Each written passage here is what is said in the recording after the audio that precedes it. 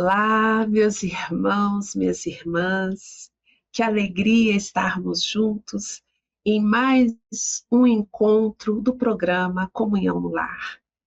Esse programa que nos dá a oportunidade de estarmos juntos no seu lar para que possamos refletir, para que possamos buscar em Jesus os exemplos, as experiências para a nossa jornada aqui na Terra.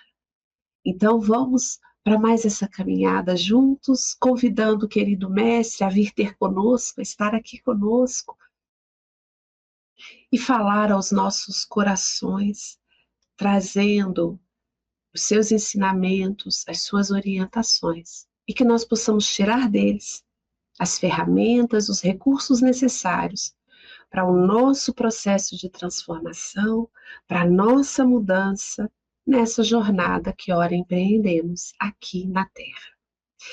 E como nós temos feito, nós temos buscado na psicografia de Chico Xavier e nas mensagens trazidas por Humberto de Campos, que foram registradas lá no livro No Roteiro de Jesus.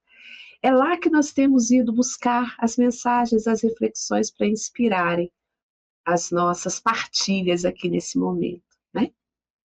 E hoje nós vamos falar sobre o candidato impedido. O que será isso, né? O que que Humberto de Campos está falando para a gente?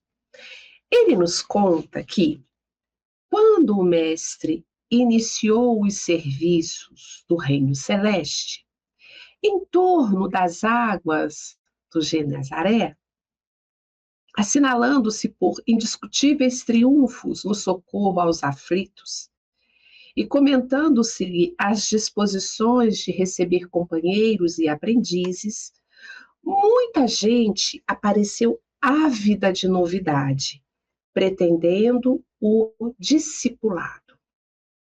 Não seria agradável seguir aquele homem divino que restaurava a saúde dos paralíticos e abria novos horizontes à fé? A palavra dele, repassada de amor, falava de um reino por vindouro, onde os aflitos seriam consolados. Suas mãos, como que tocadas de luz sublime, distribuíam paz e bem-aventurança, bom ânimo e alegria. Acompanhá-lo seria serviço tentador. Em razão disso, muito grande era o número de mulheres e homens que o buscavam diariamente. Acreditava-se em nova ordem política na província. Sobrariam, talvez, posições importantes e remunerações expressivas. Mães esperançadas procuravam confiar os filhos ao Messias Nazareno. Jovens e velhos, entusiastas, vinham de longe, de modo a se colocarem na dependência dele. Para quantos que se lhe apresentavam voluntariamente, pronunciava uma frase amiga, mostrava um sorriso benévolo, fixava um gesto confortador. Foi assim que, em uma radiosa manhã, quando o Senhor descansava na residência de Levi por alguns minutos, apeou de uma liteira adornada certo cavalheiro a caracterizar-se pelo extremo apuro.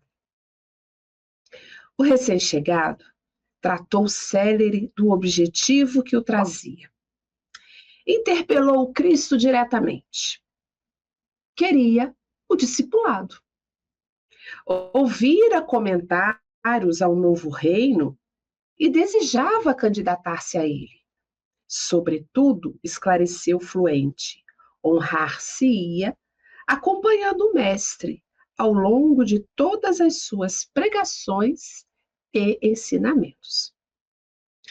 O profeta Contemplou-lhe a indumentária brilhante e perguntou: em verdade, aceitas os testemunhos do apostolado? Perfeitamente, replicou o moço cortês. Hoje, disse o mestre após longa pausa, temos em Cafarnaum 2 loucos agonizantes, num telheiro junto à casa de Pedro, reclamando cooperação fraternal. Poderás ajudar-nos a socorrê-los? O rapaz franziu a testa e acentuou: não hesitaria. Entretanto, sou armeiro de Fassur, principal da casa de Herodes, e guardo esse título com veneração.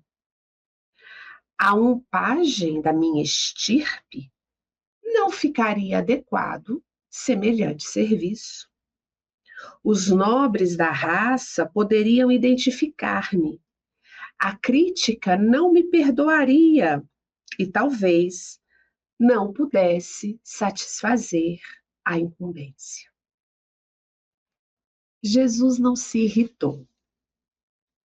Contemplando o interlocutor surpreendido, propôs bondosamente: 2 órfãs estão em casa de Joana, aguardando mão carinhosa que as ampare.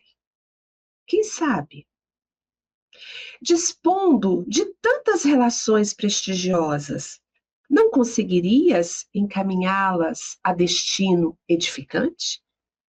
São meninas necessitadas de proteção sadia. Oh, não posso, exclamou o noviço, escandalizado. Sou explicador dos textos de Ezequiel e dos trenos de Jeremias. Aprova-me a cultura sagrada. A um intérprete do testamento, de minha condição, não quadraria a oferta de crianças desprezadas. Como vemos, sem alterar-se, o mestre lembrou: um paralítico moribundo foi recolhido à casa de Filipe. Veio transportado de grande distância, pleiteando a cura impossível. Está cansado, aflito, e Filipe permanece ausente em missão de socorro. Se lhe desses 2 dias de assistência piedosa, praticarias nobre ação. É impraticável, tornou o rapaz. Sou fiscal das disposições do Levítico, e nessa função, provavelmente, seria compelido a isolar o enfermo no Vale dos Imundos. A medida é imperiosa se ele houver ingerido carnes impuras. O Senhor esboçou um sorriso e agradeceu. Insistindo, porém, o interlocutor, Jesus indagou: que pretendes, enfim? Garantir futura representação do reino que se aproxima. O Nazareno fitou nele o olhar translúcido e redarguiu: erraste o caminho. Naturalmente, o teu carro deve seguir para Jerusalém, onde se concentram todos aqueles que distribuem cargos bem pagos. Mas reitero a solicitação, disse o armeiro de Fassur. Quero colocar-me dentro da nova ordem. Apesar do imperativo que transparecia daquela voz, o mestre finalizou muito calmo. Prossegue em teu caminho e não temes. Realmente, reclamamos companheiros para o ministério. já possuis, todavia, muitos títulos de inibição. E o Evangelho precisa justamente de corações desembaraçados, que estejam prontos ao necessário auxílio, em nome de nosso Pai. O explicador dos textos de Ezequiel deu uma gargalhada, olhou para o Messias, evidenciando inexcedível sarcasmo, qual se houvera defrontado com um louco, e partiu sem compreender. Pensando aqui nessa busca, né, desse armeiro de Fassur, desejoso de ter um cargo no reino anunciado pelo Nazareno, não entendendo a que reino Jesus se referia, ele busca o mestre e se candidata. Nós, homens e mulheres aqui, do século XXI, ouvimos as palavras do Evangelho, nos encantamos com ela, nos encantamos com a doce figura de Jesus, nos sentimos atraídos pelo seu magnetismo que reina ainda em nossos corações. E também o buscamos. Mas será que nós buscamos Jesus como esse jovem? Presos aos nossos títulos?